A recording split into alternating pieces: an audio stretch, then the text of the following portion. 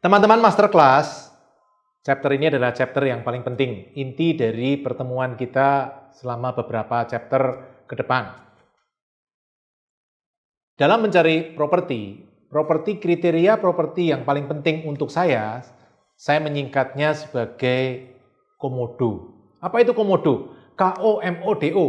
K-O, kerja ogah. Saya ogah kerja, propertinya yang harus bekerja. Jadi properti itu harus menghasilkan passive income bagi saya. K-O. M-O adalah properti itu harus menghasilkan passive income lebih besar dari angsuran. Makanya saya MO adalah mengangsur ogah. Saya ogah mengangsur, caranya gimana? Properti tersebut harus bisa menghasilkan income yang lebih besar dari angsuran. Sehingga saya tidak perlu pusing memikirkan angsurannya. Dan poin ketiga, DO adalah DP ogah. Saya juga tidak mau mengeluarkan DP, caranya bagaimana? Propertinya tersebut harus bisa dibeli dengan DP 0. Dari ketiga poin ini, KOMODO ini, yang paling penting teman-teman adalah MO. Kita harus bisa memastikan properti tersebut income-nya, passive income-nya lebih besar dari angsuran.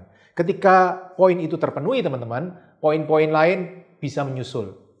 Tapi banyak orang yang berpikir bahwa yang penting DP-nya 0. Tidak. DP hanya 10% dari nilai properti. Sementara 90% nilai properti ditentukan oleh MO, mengangsur ogah. Karena itu teman-teman, jauh lebih penting mencari sumber income apa yang bisa di atas properti itu, yang bisa lebih besar daripada angsuran. Dibanding teman-teman fokus caranya DP 0 bagaimana. Nah, untuk mencari properti yang income-nya lebih besar dari angsuran atau MO tadi, teman-teman harus pertama bisa menghitung angsuran dulu. Ketika teman-teman bisa menghitung angsuran, teman-teman mempunyai patokan. Kalau saya selama ini menghitung angsuran kurang lebih sekitar 1% dari nilai properti. Jadi kalau nilai properti 1 miliar, kira-kira angsurannya 10 juta atau 1% dari nilai properti itu. Karena itu kita harus bisa memastikan properti menghasilkan passive income lebih dari 1%. Banyak alternatifnya teman-teman. Kalau saya sukanya kan minimarket waralaba. Tapi tentu teman-teman juga mungkin punya pilihan lain. Saya selain minimarket waralaba ada kos, ada toko ban motor, ada warteg atau warung nasi. Tapi mungkin teman-teman juga punya ide-ide yang lain. Mungkin, saya lebih senang WC umum Pak. Saya cari di daerah wisata, saya bikin WC umum, saya cari operator WC umum, dia yang bersihin, dia yang mengumpulkan uang. No problem teman-teman. Yang penting bukan bisnisnya, yang penting propertinya tetap milik kita. Atau mungkin tempat parkir Pak, kebetulan saya rumahnya dekat stasiun, atau rumah saya dekat perkantoran Pak.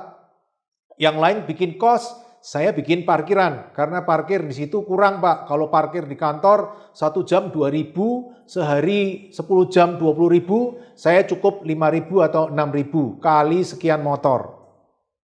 No problem juga teman-teman. Yang penting pastikan MO, mengangsur ogah. Kita harus membuat properti tersebut bekerja keras.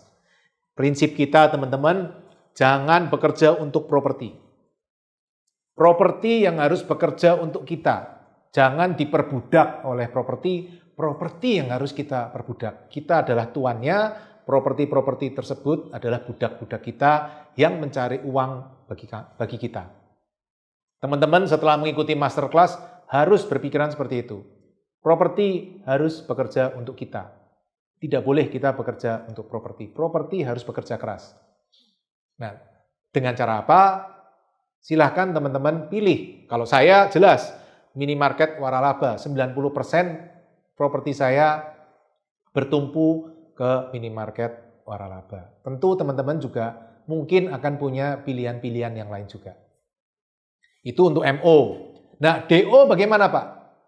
Kalau KO nggak usah kita bahas ya, properti ada passive income gampang lah, teman-teman paling gampang sewain atau ada bisnis sistematis di atasnya. MO sudah kita bahas tadi, sekarang kita bahas DO. Mungkin nggak sih ada properti DP-nya 0? Saya sudah nanya ke bank, Pak, katanya bank tidak ada DP 0. Mungkin ada beberapa yang bisa saya sharingkan ke teman-teman masterclass. DP 0 bisa terjadi dalam beberapa kondisi. Satu, bisa jadi memang itu program dari bank. Hari ini OJK, Otoritas Jasa Keuangan di Indonesia, sudah mengeluarkan sejak 1 Maret 2021 memperbolehkan properti dibiayai dengan LTV 100%. LTV 100% berarti kalau properti itu nilainya 1 miliar bisa dibiayai 1 miliar alias DP-nya 0. Tidak ada, kata-kata DP 0 itu tidak ada. Adanya adalah LTV 100%, loan to value 100%. Dan itu sudah terbit peraturannya, tinggal banknya mau melaksanakan atau tidak. Tapi sebenarnya teman-teman tidak perlu khawatir karena sejak 2008 pun saya sudah DP 0. Nah, nanti akan saya jelaskan di cara kedua. Kembali ke cara pertama, program dari bank bisa ketika teman-teman tanya ke bukan KPR. KPR biasa ada DP, teman-teman. Tapi teman-teman tanya ke pengusaha, kredit usaha, atau disebut kredit investasi atau kredit produktif. Di tempat itu biasanya lebih memungkinkan untuk DP lebih kecil dibanding dengan teman-teman KPR. Kenapa? Karena untuk investasi. Contoh teman-teman, ketika teman-teman ada yang mau bikin jalan tol, wah mudah-mudahan teman-teman ada yang bikin jalan tol ya. Jogja, Bandung, 200-300 km, butuh 300 triliun atau 300 triliun apakah harus dari uang kantong sendiri? Saya tidak yakin ada orang yang bisa mengeluarkan dari kantong sendiri 200-300 triliun. Mungkin dia akan memakai bank sebagai pembiayaan. Nah, apakah ketika bank, ke bank, ke bagian produktif, teman-teman ke bagian kredit investasi, apakah ketika mau pinjam 300 triliun akan diminta properti senilai 300 triliun? Menurut saya tidak. Tidak akan diminta properti senilai 300 triliun. Kemungkinan mungkin cuma 500 miliar atau 1 triliun. Sisanya bisa dalam bentuk jaminan lain. Jadi teman-teman, DP 0 lebih mungkin terjadi di kredit investasi atau kredit produktif dibanding KPR atau kredit konsumtif. Itu yang pertama. Yang kedua teman-teman, DP 0 itu bisa terjadi kalau terjadi under value property.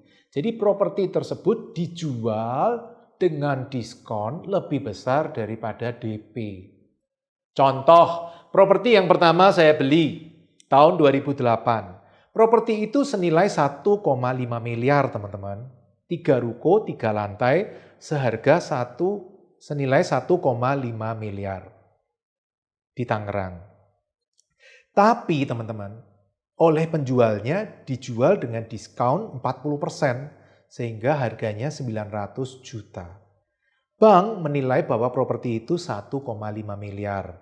Sehingga ketika bank menghitung DP 20%, bank akan mencairkan 1,2 miliar. Padahal harga properti tersebut lebih besar daripada diskonnya lebih besar daripada ketentuan DP-nya di bank tersebut.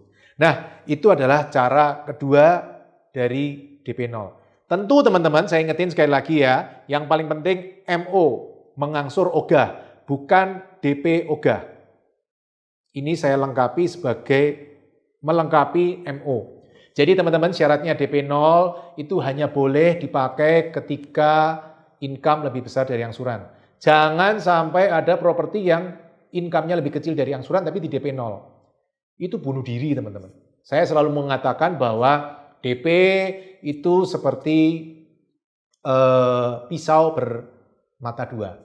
Bisa untuk bikin makanan, sama seperti DP 0 itu bisa untuk cari properti yang menghasilkan income bagi kita. Tapi pisau juga bisa untuk bunuh diri teman-teman. Sama seperti DP, kalau teman-teman membeli properti tanpa DP tapi income-nya lebih kecil dari angsuran, maka setiap bulan teman-teman akan nombok. Oke, nombok sebulan, 2 bulan mungkin nggak ada masalah. Nombok setahun, 2 tahun, 5 tahun, wah itu berat sekali teman-teman. Nah, hati-hati dengan DP. Nah, itu nomor 2. Yang pertama tadi bisa terjadi memang program dari bank tersebut. Yang kedua bisa terjadi adalah karena undervalue property. Yang ketiga bisa terjadi juga ketika DP diambil dari sumber lainnya. Contoh, 2019 saya membeli properti senilai 2,1 miliar. Dan penilaian dari bank ternyata 1,2 miliar properti tersebut. Sehingga bank hanya bisa mencairkan 850 juta atas properti tersebut. Tapi saya tetap tidak mengeluarkan apa-apa ketika saya membeli properti tersebut. Kenapa? Karena bank tetap mencairkan 2,1 miliar. Kok bisa, Pak? Bisa, karena saya masih memiliki pinjaman di bank tersebut yang sudah berjalan. Sehingga sisa 1,25 atau selisih dari 2,1 ke 850 juta tadi, itu dimasukkan ke kredit-kredit saya yang ada di bank tersebut. Sehingga praktis saya tidak mengeluarkan DP untuk transaksi properti tersebut.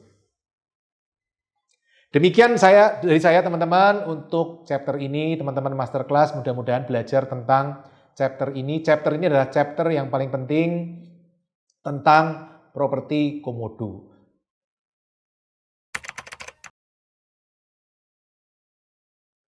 Jangan lupa teman-teman ada capture and create. Teman-teman silahkan pilih 4 poin yang paling penting dari materi chapter ini. Tulis di workbook, kemudian tulis kenapa ini penting. Apakah itu insight baru untuk teman-teman, atau itu pengalaman teman-teman juga seperti itu, atau ada yang pengen teman-teman ingat-ingat selalu dari poin itu. Silahkan tulis di workbook, capture and create. Sampai ketemu di chapter berikutnya.